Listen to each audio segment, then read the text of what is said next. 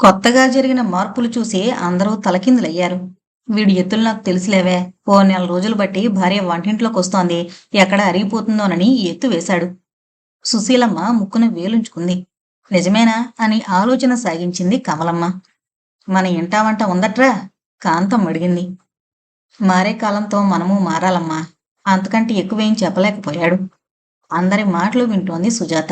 ఆమెకు బాగా కోపం వచ్చింది. తను కావాలని చేసే పనికి ఆయనను కారణం చేస్తున్నారు వీళ్ళంతా అనుకుంది. అలారం పెట్టుకుని తెల్లవారుజామున 4:30కు లేస్తుంది. బాయిలర్ అంటించి పలహారం అందరికీ చేసి కాఫీ ఫిల్టర్లో పోసి మళ్ళీ పైకి వెళ్లి తన గది శుభ్రపరుచుకుని వస్తుంది. అప్పుడు స్నానం చేసి బట్టలు మరుచుకుంటుంది. పలహారం కాగానే భర్తతో వెళ్ళిపోతుంది.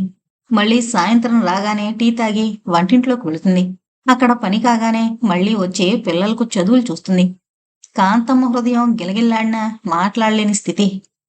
నువ్వు ఆఫీసులో పనిచేస్తావు, వంటింట్లో కూడా దేనికమ్మా? కమలమ్మ మొహమాట పడింది. ఆడదానికి వంటిల్లే ముఖ్యం కదత్తయ్య. ఆఫీసు సాకుతో పనులు తప్పించుకుంటావా అంది. ఆ చురక సుశీలమ్మకు తగిలింది. గట్టిదేనే అంది చాటుగా. ఒకప్పుడు పడక దొరికితే నిద్రపోతాడని విసుక్కునేది భర్తను. ఇప్పుడు తను అంతే. అటు ఆఫీసులో కూడా ఆమె అంటే అందరికీ గౌరవం. అది సుబ్బరామయ్య ప్రభావం. అతను అవకాశం దొరికితే చాలు ఇంద్రాణి చంద్రాణి అంటూ పొగిడేస్తాడు. విష్ణు ఒక్క భోజన సమయంలో తప్ప మిగతా సమయంలో పక్కా ప్రొపరేటర్ లాగే ప్రవర్తిస్తాడు. సుబ్బరామయ్య గారు, నువ్వులు వేరుశనగ అమ్మలేదేం? సుజాతమ్మ గారు ఇంకాస్త ధర పెరగని అన్నారండి. ఆమె నిలపిలు. అతను వార్త అందజేశాడు. సుజాత వెళ్ళింది లోపలికి. ఈ కొట్టు పెట్టింది కమిషన్ వ్యాపారం కోసం, అంతేగాని నిల్వుంచుకునే లాభాలు చేసుకోవడానికి కాదు. ఆ సంగతి చెబుదామనే అన్నాడు సీరియస్గా. ఈరోజే అమ్మే ఏర్పాటు చేస్తాను అంది. ఆ తర్వాత చేయవలసిందంతా సుబ్బరామయ్య చెప్పింది. భోజనాల దగ్గర మళ్ళీ పొద్దుట విషయం ఎత్తింది. అది కాదండి, ఈ ఇన్కమ్ ట్యాక్స్ వ్యవహారం పూర్తి కావాలంటే అదనపు లాభాలు రావాలి. వద్దు సుజా, వ్యాపారస్తులే భారతదేశపు సగం సౌభాగ్యం నాశనం చేస్తున్నారు. సగం కట్టాను, మిగతా సగానికి 6 నెలలు గడువు ఉంది. ఈలోగా చూద్దాం. అధిక లాభాలకే నిల్వ చేసిన ధాన్యం పురుగులు పట్టి నాశనం అవుతుంది. నేనంత దూరం ఆలోచించలేదు. ఏమండి, రేపు సాయంత్రం ఎలాగైనా ఒక్కసారి మా వాళ్ళ ఇంటికి వెళ్ళాలి. పేరంటానికి కూడా సుశీలతతో వెళ్ళాను. మా అమ్మకేమో అల్లుణ్ణి చూడాలని ఒకటే తహతహ అంది. అలాగే వెళదాం. ఇప్పుడేం పండగ? మా అమ్మ మూడ్సు బాగున్నప్పుడల్లా పండగలు జరుగుతూ ఉంటాయి. సరే, జీతం బత్తం లేని మేనేజర్వి అలక సాగిస్తే కష్టం కదూ. అలాగే వెళదాం. వాళ్ళు ప్లాను వేసుకోవడమే గాని అది ఆచరించడానికి ఎన్నో ఆటంకాలుంటాయి. మర్నాడు మధ్యాహ్నం నుండి ఆఫీసు చూసుకోవాలని ఉదయ్కి చెప్పాడు. ఆ ఉదయం టిఫిన్ చేస్తుండగా క్రితం రోజు సాయంత్రం వచ్చిన పోస్టు తెచ్చిచ్చారు. అందులో సుధ ఉత్తరం తన పేరున ఉండడం చూసి ఆశ్చర్యపోయాడు. అది చదివి జేబులో పెట్టుకున్నాడు. ఎవర్రా రాసింది? సుధ అన్నాడు క్లుప్తంగా. సుజాత. సాయంత్రం ఉదయ్ నిన్ను బస్సు ఎక్కిస్తాడు, వెళ్ళిరా, నాకు వేరే పనుంది. గబగబా టైం చూసుకుని వెళ్ళిపోయాడు. ఏం రాసిందో మనకు రాసి రాసి విసిగి ఆ పిచ్చిది వీడికి రాసిందేమో. అంతా మా దురదృష్టం. ఆ రోజంతా కమలమ్మ ఏడుస్తూనే ఉంది.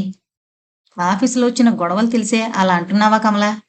అక్కయ్య, మీరంతా అదృష్టవంతులు. మా కోసం గొడవలు సృష్టిస్తారు. కోడలు జీతం తీసుకుని బ్యాంకులో వేసుకుంటుంది. ఎవరి జాగ్రత్తలు వారు అవలంబిస్తున్నారు. సుజాత ఆఫీసులో జీతం తీసుకుంటుందా? కాంతమ్మ నోరు వెళ్ళబెట్టింది. మధ్యాహ్నం వరకు ఆమె కోపం బిగబట్టుకుని కూర్చుంది. పుట్టింటికి వెళదామని తయారవడానికి ఇంటికొచ్చిన కోడల్ని గుమ్మంలోనే పట్టి దులిపింది. ఏంటే, జీతం డబ్బు బ్యాంకులో దాచుకునే కాడికి నన్ను మోసగించడం ఎందుకు? ఆయనకు సాయం వెళుతున్నానని చెప్పావేం నంగనాచిలా? అత్తయ్య. ఆ, అత్తయ్యనే. ఆయన స్వప్రభేదాలు లేకుండా సంసారం చేశారు. మీరిలా తయారయ్యారే? ఎవరన్నారు? అంత అబద్ధం అంది. తప్పించుకోవాలని చూడకు. మొన్న విష్ణు స్వయంగా నీతో అనగా రేణు విన్నదట. కమల విసురుగా అంది. చూడండి కమలత్త, పరిహాసంగా వారన్నారు. చిన్నపిల్ల రేణు విని చెబితే మీరు నమ్ముతారా? సామరస్య జీవితానికి అందరూ ఒకరినొకరు అర్థం చేసుకోవాలి. నేను చెప్పాల్సింది చెప్పాను. నమ్మడం మాండం మీ ఇష్టం అంది. కాంతమ్మ దగ్గరగా వెళ్లి నిల్చుంది. అత్తయ్య, వారి మీద ప్రమాణం చేసి చెబుతున్నాను. ఎంతవరకు ₹1 నా కోసం తీసుకోలేదు. నాకేం అవసరం? ఈ పూటే అనుకున్నాను ఓ ₹20 అడగాలని. అన్నయ్య పిల్లలు అక్కయ్య పిల్లలు ఎదురొస్తారని ఏదైనా కొందామని వారు తొందరలో వెళ్ళిపోయారు. పిచ్చిపిల్ల, అంతంత ప్రమాణాలెందుకే? ఇప్పుడైనా నమ్ముతావా అన్నట్టు తోటికోడల వంక చూసింది. ఆమె వెళ్ళిపోయింది. తర్వాత అత్తగారిచ్చిన ₹20 తీసుకుని వెళ్ళిపోయింది. ఏంటే, లంబాడీల చుట్రకమా లేక గర్వమా? ఎప్పుడు వచ్చి 4 రోజులుండమన్నా మీ ఆయన ఉండడు. సుందరమ్మ ఒంటి కాలిపై లేచింది కూతురు పైకి. తీరిక లేదంటే వినవేం? సుజాత విసుగ్గా అంది. ఆ ఆఫీస్ పని నీకెందుకే? మీ అత్త తెలివైందిలే. అంతా కూతుళ్ళకే దోచిపెడుతున్నట్టుగా. ఆవిడ నీలాంటిదే నవ్వింది. నువ్వో కొరకరాని కొయ్యవు. విసురుగా లేచిపోయిందామె. పిల్లల దగ్గర కూర్చుంది. ఆ ఇంటి పరిస్థితి చూస్తే మతిపోయింది సుజాతకు. అక్క, కొడుకు, కూతురు ఇక్కడే ఉండిపోయారు. 14 ఏళ్ల పిల్ల నిర్మల మంచినీళ్లు కూడా ముంచుకోదు. ఎందుకో సరళ విరాగిలా మారింది. చిక్కి శల్యమైంది. వదినా, ఈ పూట వంట నేను చేస్తానమ్మా అని బయటకొచ్చింది. అక్కడ చిన్న వరండాలో సరళ వంట ప్రయత్నంలో ఉంది. నా గురించి నీ హృదయంలో సానుభూతుంది, అంతే చాలు. నువ్వు కూర్చుని కబుర్లు చెప్పు సుజా. ఏం కబుర్లొదినా, నువ్వే చెప్పాలి అంది. నేను చాటైతే చెబుతుందే, నిర్మలను కుమార్ను ఉంచుకున్నానని ఒకటే నస.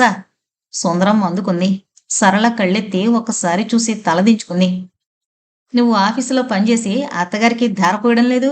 నోరెత్తనిస్తాడా మీ ఆయన? మనవాడో అసమర్థుడు. పెళ్ళం మాటే వేదం అంటాడు. అమ్మా, అవునే, ఉన్నమాటే. మీ అత్త అదృష్టవంతురాలు. నీలాంటి కోళ్ళుంది. అన్ని కడుపులో దాచుకుంటావు. మా ఇంట్లో చూడు, పసుపుతాడు లేకపోయినా ఎంత గేరో. వారం రోజుల నుండి మాటలు బందు చేసింది మీ వదిన. ఎందుకమ్మా ఊరికే అనుకోవడం? నేను మాత్రం ఒట్టినే వెళ్ళలేదు. వెళితే నెల నెలా జీతం రాదు. నా మనవడు, నా మనవరాలు నా దగ్గర ఉంటారు. దీనికెందుకే దుగ్ధ? ఎవరి పిల్లలు వారి దగ్గరే ఉండాలి అంటుంది నాగనాచిలా. అత్తయ్య, నాకు తోచింది చెప్పాను. మీ అబ్బాయికి మీకిష్టమైతే శ్యామల పిల్లలను, పద్మ కూతుర్ని తెచ్చిపెట్టుకోండి. నాకేం అభ్యంతరం లేదు. సరళ మాటలు పొదునుగా ఉన్నాయి. నీకు అభ్యంతరం ఉన్నా నాకేం లెక్కలేదు. రావే సుజా, అక్కడ చేసి వచ్చావు. సుందరమ్మ కూతుర్ని లేవదీసింది. తనక్కడుంటే తల్లి మరి రెచ్చిపోతుందని లేచి బయటకొచ్చింది. ఇద్దరూ కూర్చున్నారు. 4 డబ్బులు ఇప్పుడే వెనకేసుకోవే. అంతా అడవి ముక్కకు దోచిపెడుతున్నాడు మీ ఆయన. ఎన్నో సలహాలిచ్చింది కూతురికి. ఓ రేడియో నాటిక గుర్తుకొచ్చింది సుజాతకు. తన తల్లిలాంటి ఓ అత్త, మా కోడలు రాక్షసి, వాణ్ణి కొంగును ముడేసుకుందమ్మా, మా వాడు చెమట అంటుంది. కూతురు గురించి అడిగితే, దానికేమో ఆ దృష్టవంతురాలు, కనుసన్నల్లో మెదిలే భర్త, ఇది ఎంత అంటే అంతేనమ్మా, అన్యోన్య దాపత్యం అంటుంది. అలా ఉంది సుందరమ్మ వాలకం. ఇంతలో పక్కింటామె శంకరమఠం వెళదామంటూ పిలిస్తే నిర్మలను తీసుకుని వెళ్ళింది. సుజాత రానంది. అప్పుడు సరళ తనింటి గోడు చెప్పుకుంది. సుజాత, ఇలా అడుగుతున్నందుకేమనుకోకు. ఓ చిన్న ఉపకారం చేసి పెట్టమ్మా. అడుగుదినా. నేను మెట్రిక్ పాస్ అయ్యాను. మీ ఆయన ద్వారా ఏదైనా ఉద్యోగం సంపాదించాలి. ఈ నిర్ణయానికి వచ్చేసావా? మొదట అత్తయ్య సాధింపులు విని పందానికైనా చెయ్యాలనుకున్నాను. ఇప్పుడు నా పిల్లల భవిష్యత్తు ఆలోచించి చెయ్యాలనుకుంటున్నాను. వచ్చే డబ్బు ఇంటద్దెకు, తిండికి అతి కష్టం మీద సరిపోతుంది. స్థలం కొందామనుకున్నారు, ఏమైంది? డబ్బు ఏనాడో ఖర్చైపోయింది. అసూయతో చెప్పడం లేదమ్మా, అర్థం చేసుకో. నిర్మల పెద్ద మనిషి అయితే 500 వదిలాయి. మీ శ్యామక్క పంతానికి తిరుపతి ప్రోగ్రాం పెట్టుకుంది. మరో 800 వదిలాయి. నెల నెలా చాలనప్పుడల్లా అందులోంచే తీస్తున్నాం. ఈ ఖర్చులకు అంతూదరి లేదమ్మా. ఇప్పుడు అత్తయ్యకు గురువుల పిచ్చి పట్టింది. వారం వారం 20 రూపాయలు వదులుతున్నాయి. నీది కూడా కొంత పొరపాటే వదినా. నువ్వు ఎలాగేననుకో, ఇందాక చూసావుగా, నీలా ఎందరూ ఇలాంటి విషయాలు అర్థం చేసుకుంటారు. ఈ మధ్య ఊ అంటే కోపం, ఆ అంటే చిరాకు మీ అన్నయ్యకి. నేను సాధిస్తే ఏం బాగుంటుంది? ఆదర్శాలకు పోయి జీవితాలు నాశనం చేసుకుంటారా? అన్నయ్యతో నేను మాట్లాడతానుండు. లాభం లేదు సుజాత. మా జీవితాల కోసం నీ జీవితమే పణంగా పెట్టావు. ఏ మంచి కనిపించింది? ఇన్నాళ్లకు ఒక విషయం తెలిసింది. నా ప్రవర్తనతో అత్తగారిని ఒప్పించడం అసంభవమని. ఆమెకెంతసేపటికి నేను తీసుకురాలేని కట్న కానుకలపై ధ్యాస. ఆలోచనలో పడింది సుజాత. సుందరమ్మ తను వెళ్లి దర్శించే గురువుగారి మహత్యం వేనోళ్లతో పొగుడుతోంది. అతని మహత్యాలను మధ్య మధ్య నిర్మల వర్ణిస్తోంది. చిన్నపిల్ల, గురువు తరువు ఎందుకే, చదువుకోక. అది కాదు పిన్ని, కావాలంటే నువ్వురా. అంతా నాలాంటి వారే వస్తారు. ఏడ్చావు, నాకేం పనిలేదా? అత్తవారింటికి వెళ్ళినా నీ మొండితనం బొత్తిగా మారలేదే. ఏం పిల్లవో ఏమో. సుందరమ్మ నిట్టూర్చింది. రఘు పళ్ళు మిఠాయి తీసుకునొచ్చాడు చెల్లెలొచ్చిందని. అతన్ని ఎన్నో అడగాలనుకున్న సుజాత అన్నీ మరిచిపోయింది. అతని మారిన రూపు చూసి 10 ఏళ్ల వయసు పెరిగినట్టయింది. అక్కడక్కడ జుట్టు తెల్లబడిపోయింది. ఆ రోజు అరగంట ఎక్కువగా గడిపొచ్చింది. కింద రేణుకు పరీక్షలట. పాఠాలు చెప్పింది సుజాత. పైన విష్ణు ఫైళ్లు కట్టిపెట్టి లేచాడు. భార్యను చూడగానే చిన్నగానవి, గుడ్ నైట్ ట్యూటర్ గారు అన్నాడు. ఏం వికరించనక్కర్లేదు. ఆ పిల్లలకు చదువులపై శ్రద్ధ అనేది ఏ కొసాన లేదు. మీ భయానికి పరీక్షలు రాస్తారు అంది. రాస్తారు అని బహువచనం ఉపయోగిస్తావేం? రమ అంతే. పింకిదైనా ప్రభకు చదువుపై శ్రద్ధ ఉంది. వీళ్ళిద్దరూ కబుర్ల రాయుళ్లే. అందరూ నీలా ప్రతి పనిలో శ్రద్ధ చూపుతారా? నువ్వు తయారు చేసిన స్టేట్మెంట్స్ చూసి సుబ్బరామయ్య నివ్వెరపోయాడు. మీరు దిమ్మెరపోలేదు కదా, ఆ రోజున సంతోషిస్తానులేండి. అతనేం మాట్లాడలేదు. పోనీయండి, ఈ శుభ సమయంలో మిమ్మల్ని ఓ చిన్న కోరిక కోరాలి. బావుంది, కోరుకో మరి. మా అన్నయ్య చాలా మెత్తటివాడండి. అవును, నేను కఠినుణ్ణి, కర్కోటకుణ్ణి అను. చచ్చా, నేను ఆ ఉద్దేశంతో అనలేదు. పరిస్థితులు అర్థం కావాలని అంది ఆమె చిన్నపోయి. ఒట్టి ఫూల్వి, పరిహాసం చేస్తే. నవ్వుతూ దగ్గరగా వచ్చి భుజాల చుట్టూ చేతులు వేశాడు. ఏకిటీజీ, అసలు విషయం చెప్పు. అన్నగారి స్థితంతా చెప్పింది. వదిన అసహనం చెప్పింది. మీకు తెలిసిన వారు చాలా మంది ఉన్నారుగా, ఎక్కడైనా చిన్న జాబ్ చూసి పెట్టండి. అలాగే, 2 రోజులాగు. అతను వెళ్లి మంచంపై కూర్చున్నాడు. సుజాత వెళ్లి పక్కన కూర్చుంది. తలుపుపై ఎవరో కొట్టారు. ప్రభయ్ ఉంటుంది అంది. వెళ్లి తలుపు తీసొచ్చింది. కమలమ్మ. సుజాత కంగారుగా కొంగు భుజాల మీదుగా లాక్కుంది. విష్ణు లేవబోయాడు. కూర్చో బాబు. తనే చనువుగా వచ్చి అతని ఎదురుగా కుర్చీలో కూర్చుంది. విష్ణు, నన్ను మన్నించరా. నీ హృదయం నవనీతంరా. అది తెలుసుకోలేక ఎన్నో మాటలన్నాను. సుధయ అంత గర్వంగా రాసింది. నీలాంటి అన్నుండడం అదృష్టమట అంది. దాందే ఉంది పిన్ని, సుధ పరాయిదా? కాకపోతే మాత్రం సమయానికి ఎవరు ఆదుకుంటారు? ఏంటత్తయ్యా, నీకు చెప్పలేదా ఈ కర్కోటకుడు? ఆమె నవ్వింది. సుధ భర్త పనిచేసే కంపెనీలో ఎవరో డబ్బు కాజేశారట. అనుమానం అల్లుడిపైకొస్తే బాబు 10,000 కట్టి షూరిటీ ఇచ్చాడట. లేకపోతే పరువు బజార్న పడేదట. అలాగా అంది. భర్తను ఎలా అర్థం చేసుకోవాలో తెలియలేదు. ఇంత సన్నిహితంగా ఉన్నట్టే ఉంటాడు. మనుషుల్ని అంత దూరంలో ఉంచుతాడు. నేను మనసు నొప్పిస్తే ఏమనుకోకు. నువ్వు మమ్మల్ని శాసిస్తున్నావని అపార్థం చేసుకున్నామే తప్ప అర్థం చేసుకోలేదు. పిన్ని, అంత పరాయివాణ్ణా? లేదురా. అవసరమైతే నీ ప్రాణాలు అడ్డుపెట్టే ఆప్తుడివి అంది హృదయపూర్వకంగా. మీరడిగినట్టు అతనికి స్కూటర్ కొనిస్తే దాని విలువ ఏం తెలుస్తుంది? ఆయాచితంగా వచ్చే వస్తువులకు ఆశించడం పురుష లక్షణం కాదు పిన్ని. మేము అవన్నీ ఆలోచించాం. చెల్లి నీకు రాశానంది. దొంగతనం చేసింది మేనేజర్ కొడుకేనట. ఎవరైతే మనకే, మనవాడు నిర్దోషి అని నిరూపింపబడ్డాడు. అదే చాలు. కమలమ్మ వెళ్ళిపోయింది. సుజాత భర్తను విప్పారిత నేత్రాలతో వీక్షించసాగింది. ఏంటలా చూస్తున్నావు? నేను కోరిన పురుషుణ్ణి మీలో చూశాను. జీవితం ధన్యమైంది అని చెప్పాలనుకుంది. కానీ అలాంటివి విష్ణుకు బొత్తిగా ఇష్టం ఉండవు. ఏం లేదు అంది అవతల వైపు నుండి పక్కపై వాలుతూ. అతను ఆమెను దగ్గరగా లాక్కున్నాడు. సరళ, సరళ! ఏంటండి ఆ గావు కేకలు? భర్త అరుపులు వినొచ్చింది సరళ. అతను చికాగ్గా పచార్లు చేస్తున్నాడు. నన్ను అవమానించడానికి వేరే మార్గం కనపడలేదా? మిమ్మల్ని అవమానించానా? చేతిలోని దువ్వెన పడేసింది అద్దం ముందు. నెమ్మదిగా అడుగుతావా? నేను బ్రతికొండగా ఉద్యోగం చేయడం ఏమిటి? నీకు అంత అవసరం ఏమొచ్చింది? మీరంత సెన్సిటివ్గా ఆలోచిస్తే నేనేం చెప్పను. ఉద్యోగాలు చేసే స్త్రీల భర్తలంతా అసమర్థులేనా? కొంచెం గొంతు తీవ్రంగా ఉంది. అలా ఎదురు ప్రశ్నలు వేసి విసిగించద్దు. నాకిష్టం లేని పని నువ్వు చెయ్యొద్దు అన్నాడు పచార్లాపి. ఇల్లు పిల్లలు శుభ్రంగా ఉంటే చాలు. ఉద్యోగం చేసినంత మాత్రాన ఇంటిని పిల్లలను నిర్లక్ష్యం చేస్తానా? అతను జవాబు చెప్పలేదు. నూనె రాసుకుని క్రాఫు దూకోసాగాడు. కాలం మారుతోంది. మనుషులు మారుతున్నారు. మారని వారెవరైనా ఉంటే రఘు లాంటివారు. భార్య అంటే బానిస అని, ఇతరులు చూడదగిన వస్తువు కాదని అతని భావన. కొన్నిసార్లు రఘు ప్రవర్తన చూస్తే సరళకు చిర్రెత్తుకొస్తుంది. సినిమా హాలు దగ్గర, ఏ కొట్టు దగ్గరైనా సరే ఎవరన్నా ఆమె వంక చూస్తే చాలు వచ్చి అడ్డు నిలబడతాడు. అలా చూసిన స్త్రీ పాతివ్రత్యం మట్టగలిసిందని బాధపడతాడు.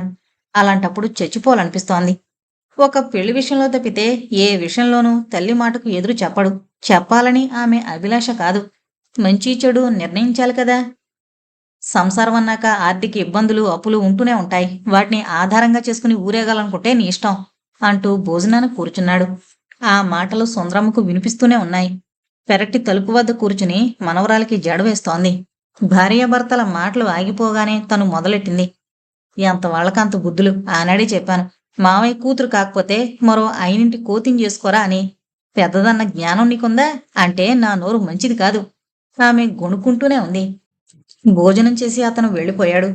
మంచి మాటలతో నిదానంగా రాత్రికి నచ్చజెప్పొచ్చని త్వరగా తయారై అత్త మాటలు లెక్క చేయకనే వెళ్ళిపోయింది బడికి సరళ. అదో ప్రైవేట్ స్కూలు. 5వ క్లాస్ వరకు ఉంది. హెడ్ మిస్ట్రెస్ టైం టేబుల్ ఇచ్చింది. చిన్నపిల్లలకు పాఠాలు చెబుతుంటే జరిగిన కాలమే గుర్తుకు రాలేదు. ఇంటి ముందాగి ఆశ్చర్యంగా చూసింది. నలుగురు పిల్లలు దోశల పొట్లాలు విప్పుకు తింటున్నారు. ఎక్కడివిరా బాబూ? కొడుకునడిగింది. నానమ్మ డబ్బులిచ్చింది, కొనుక్కున్నాం. ఆమె చికాగ్గా చూసింది. ఈ సంసారం ఇలా గడవాల్సిందేనా? సరియైన సారథ్యం వహించి మునిగిపోయే సంసార నౌకను ఓ దరి చేర్చేవారు లేరు కాబోలు. పిల్లలతో పాటు తనకు తెప్పించుకునుంటుంది. 3 రూపాయలు ఖర్చు. అదే డబ్బుతో ఇంట్లో 3 పూటలో పలహారం చెయ్యొచ్చు. ప్రతి విషయంలో అత్తగారు తనకెందుకు ప్రత్యర్థిగా నిల్చుని తను తలపెట్టిన పని సాగనివ్వదు? తనపైనున్న నిరసన, చిన్నచూపే కారణమా? పోని తను లేకపోతే కొడుకు పిల్లలను బాగా చూస్తుందేమో. అది అబద్ధమని తేలిపోయింది. ఒసే చిట్టిముండా, ఒక దోశ పూర్తిగా తింటావటే నీ కడుపు మండిపోను. నిర్మలకు సరిపోలేదట, ఇవ్వకూడదు అంటుంది సుందరమ్మ. అలాంటిది తన పిల్లలను చూస్తుందనుకుంటే హాస్యాస్పదమే. కోడలలా రాయిగా నిల్చునుండడం ఆమెకు బొత్తిగా గిట్టలేదు. వండి వార్చాలని ఉబలాటం ఉన్నా నేనేం చిన్నపిల్లనా? సొత్తువేది? ఆకలితో వచ్చిన పిల్లలకు ఆ మాత్రం పెట్టకుంటే ఎలా? సరళ చికాగ్గా లోపలికి వెళ్ళింది. వేడి టీ తాగేసరికి ఎంతో ఉత్సాహం వచ్చింది. భర్తకు కాఫీ ఇచ్చింది. పిల్లలకు పాఠాలు చెబుతూ వంట పూర్తి కానిచ్చింది. ఎన్నో ప్రణాళికలు వేసుకుంది. రాత్రి అందరికీ వడ్డించింది. ఇల్లు సర్ది ముందు గదిలోకొచ్చింది. రఘు భార్యని చూస్తూనే ముఖం తిప్పుకున్నాడు. ఇంకా కోపం పోలేదా? పక్కన కూర్చుని ముఖం ఇటు తిప్పింది. కోపం దేనికి? నేను నా కోపం నీకో లెక్క? అలా అనకండి. నేను ఏం చేసినా మీ సమస్యలు తగ్గించాలని, అంతకంటే మరేం లేదు.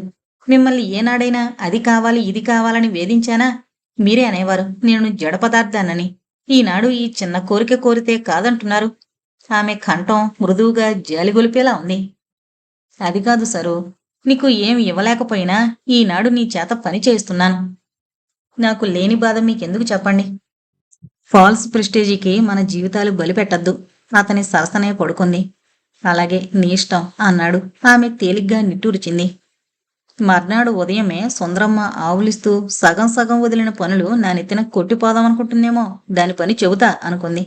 అప్పటికే అన్ని పనులు ముగించి తలదూకుంటోంది సరళ.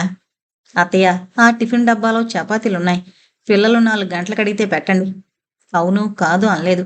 మూతి తిప్పుకుని దొడ్లోకి వెళ్ళిపోయింది. అందరికీ భోజనాలు పెట్టి మధ్యాహ్నం తినడానికి డబ్బాలు పెట్టి తను భోజనం చేసి వెళ్ళిపోయింది బడికి. సాయంత్రం ఇంటికొచ్చేసరికి యథావిధిగా హోటల్ నుండి ఇడ్లీ తెప్పించుకుని తింటున్నారు. గోధుమ రొట్టెలు డబ్బాలో ఉన్నాయిగా, ఇడ్లీ ఎందుకు తెచ్చారు? పోడు రొట్టెలు నార సాగిపోతున్నాయి. నిర్మల జవాబిచ్చింది. రాగానే వాళ్ళ తిండి మీద పడింది నీ దృష్టి. చల్లారి నీరుగారే పదార్థాలు ఎలా తింటారు? గతిలేకొచ్చారనుకుంటున్నావేమో. వాళ్ళ తండ్రి నీలాంటి 10 మందిని పోషించగలడు. సుందరమ్మ అందుకుంది. మేం గతిలేని వాళ్లమనే ఈ వృధా ఖర్చులు వద్దంటున్నాను. విసురుగానేసి లోపలికి వెళ్ళింది. అవే రొట్టెలు భోజనాల వద్ద ఆవురావురుమంటూ తిన్నారు. అత్తయ్య, మధ్యాహ్నమంతా అన్నాలు తినే పిల్లలే సాయంత్రం వారికిష్టమైతే ఇంట్లో చేసినవి తింటారు, లేకుంటే మానేస్తారు. రోజూ 3 రూపాయల హోటల్కు తగలయ్యొద్దు. ఏంటే, పిల్లలకు కడుపు నిండా తిండి పెట్టకూడదా? 2 రోజులు పనిచేసి ఎంత అథారిటీ చేస్తున్నావు? అత్తయ్య, మీరిలా ప్రతిదానికి పెడార్థాలు తీస్తే బ్రతకడం చాలా కష్టం. డబ్బంతా తీసుకోండి, అప్పులు లేకుండా సంసారం నడపండి. ఇంకా నేనేం సంసారం నడుపుతాను, వయసొస్తోంది అంది ఈసడింపుగా. కొడుకు డబ్బులు ఇవ్వలేదని 3 పూటలు ఉపవాసం చేసింది. ఆత్మహత్య చేసుకుంటానని బెదిరించింది. ఆ మధ్యాహ్నం పక్కవారి బావిలో దూకబోయిందట. వాళ్ళు రక్షించి తెచ్చారట. అవన్నీ విని రఘు పిచ్చివాడైపోయాడు. ఈ గొడవలన్నింటికీ కారణమైన సరళను పట్టుకుని ఎడాపెడా బాధేశాడు. అప్పుడు లేచి అన్నం తింది సుందరమ్మ. సరళకు పూర్తిగా ఆ ఇంటి పరిస్థితి అర్థమైంది. తను ఎలాంటి మార్పులు తేవడం అత్తగారు సహించలేదని, భర్త స్వయంగా నిర్ణయించుకోలేడని. దెబ్బలకు బాధ కాదు, అత్తగారి ప్రవర్తనకు బాధపడింది. 10వ తారీఖునే డబ్బైపోయింది. బ్యాంకులోది తేవడం తప్పితే మార్గం కనిపించలేదు. సరళ మౌనంగా పనులు చేస్తోంది. ఎవరేం చేసినా పట్టించుకోవడం లేదు. అతను భార్యకు దగ్గరగా వచ్చి కూర్చున్నాడు. కోపంగా ఉందా సరు? దేనికి? పశులా ప్రవర్తించాను, క్షమించు. ఎందుకా మాటలు? కొట్టినా తిట్టినా బాధ లేదు. ఈ సంసారం ఒక తాటిపై నడిపితే సంతోషించేదాన్ని. ప్రయత్నిస్తాను. నువ్వు ముభావంగా ఉంటే పిచ్చెక్కుతుంది. జాలిగా నవ్వింది. అది ఎంతవరకు అమల్లోకి వస్తుందో ఊహకందని విషయం. సుందరమ్మ రోజు శంకరమఠానికి వెళుతూ అక్కడి నుండి గురువుగారిని దర్శించొస్తుంది. ఇది ఒకందుకు మంచిదే అనుకుంది సరళ. కాని ఆ సంతోషం అట్టే నిలవలేదు. ఆదివారం తీరిగ్గా పేపరు చదువుతున్న కొడుకు దగ్గరకొచ్చింది. గురువుగారైన త్రిలోకనాథుల పాదపూజ చేయించాలి. 500 రూపాయలు అవుతాయి. నేను పెద్దగా పెట్టుకోవద్దనుకుంటున్నాను. మాకు 300 చాలు. ఎప్పుడు తెస్తావు? నా దగ్గర స్వాములకు గురువులకు ఖర్చు పెట్టే డబ్బు లేదమ్మా. అపచారం అలా అనొద్దు. ఉపచారమో అపచారమో నాకు తెలియదు. మరో మాటకు అవకాశం ఇవ్వకుండా బయటికి వెళ్ళిపోయాడు. సుందరమ్మ తేరుకుని పెరట్లోకొచ్చింది. సరళ బట్టలు ఉతుక్కుంటోంది. నేను అన్నింటికీ దూరమయ్యాను దేవుడో, ఆయనతో ఎందుకు తీసుకుపోలేదు నాయనోయ్. శోకాలు మొదలుపెట్టింది. సరళ తలెత్తి ఒకసారి చూసి తలదించుకుంది. ఏంటి పిన్నిగారు? పక్కింటామె శోకాలు విని బయటకొచ్చింది. ఏముందమ్మా, కాలం కలికాలం. జొర్రున చీదేసింది. ఈనాడు ఆ త్రిలోకస్వామి పాదపూజ చేద్దామంటే గతి లేదు. అందరూ నీకేమంటున్నారు? మీకేంటండి, శ్రీరామచంద్రుని వంటి కొడుకు. ఆ కాలమే పోయిందమ్మా. బ్రహ్మంగారు చెప్పిన కాలం వచ్చిందమ్మా. పెళ్ళం బెల్లమయ్యనే అంటుంది. ఒక్క కొడుకని ఎంత గారవంగా పెంచామని రోజు కంటతడి పెట్టడమే. ఆఖరికి కూతురు దగ్గరకు ప్రయాణం అయింది. అబ్బా, ఏంటమ్మా ఈ సత్యాగ్రహాలు? అంత గొప్ప స్వాములే? రఘు కదిలిపోయాడు. నెమ్మదిగడుగుతావేమ్రా? అతని వల్ల సద్గతులు పొందినవారు కోకొల్లలు. ఇంజనీరు మొదలుకొని మినిస్టర్ల వరకు అందరూ వస్తారు. ముఖాన బ్రహ్మ తేజస్సు ఉట్టిపడుతోంది. సర్వసంగ పరిత్యాగులు. మన నిర్మలు చూస్తేనే అదేంటో నిత్య అన్నాడు. సంబరంగా చెప్పింది. సర్వసంగ పరిత్యాగులెవరు సంసారుల చేత ఖర్చు పెట్టించి సన్యాసులుగా చేరు అంది సరళ. ఆమెకు భర్తపై మండుకొస్తోంది. అమ్మ అడగ్గానే కరిగిపోవడం దేనికి? 4 రోజులు కూతుళ్ళ దగ్గరుంటే తెలిసేది. ఖర్చు ఖర్చు, ఇదేం అడ్డమైన ఖర్చా? సద్వినియోగం అవుతుంది. నా కొడుకిస్తే నువ్వెవరు మధ్యన? అవును, నేనెవరు? కట్నం తెచ్చిన పెళ్ళమైతే కొంగును ముడేసుకుని ఆడిస్తుందనే నన్ను చేసుకున్నాడు మీ కొడుకు. ఇంకా అనుకోవడం దేనికి? భర్త వంక చురుగ్గా చూసి వెళ్ళిపోయింది సరళ. 300 తీసుకుని నిర్మలను బడి మానిపించి ఆ స్వామివారి పాదసేవకై తీసుకుని వెళుతోంది. అమ్మమ్మంటే పెద్దవారు. నీవెందుకమ్మా అతని దగ్గరికి? నిర్మల్ని అడిగింది సరళ. అది కాదత్తా, నాలో నిత్యత్వం ఉందట. రోజూ లలితోపాసన చేయమన్నారత్తా.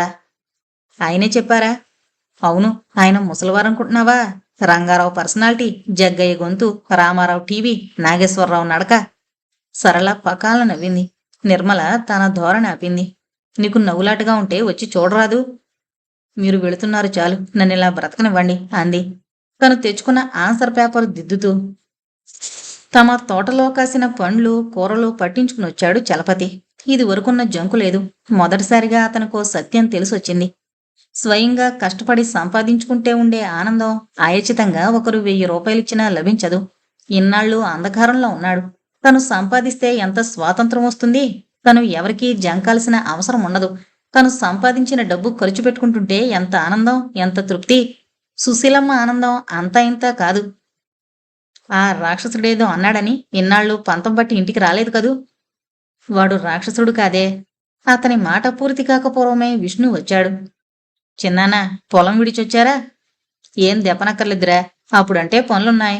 కాయగూరల సీజన్. ఇప్పుడేం పనులున్నాయి? దెప్పడమేంటండి? అదేనే, వాడు వారానికి ఒకసారి వచ్చి రమ్మని పిలిచేవాడు. నేను పొలం విడిచి రానన్నాను. నిజమా? నమ్మలేనట్టు చూసింది. నిజమేనే. ఈసారి మనం పెట్టిన ఖర్చులు పోను 2-3 వేలు మిగులుతాయిరా. చాలా సంతోషం చిన్నాన్న.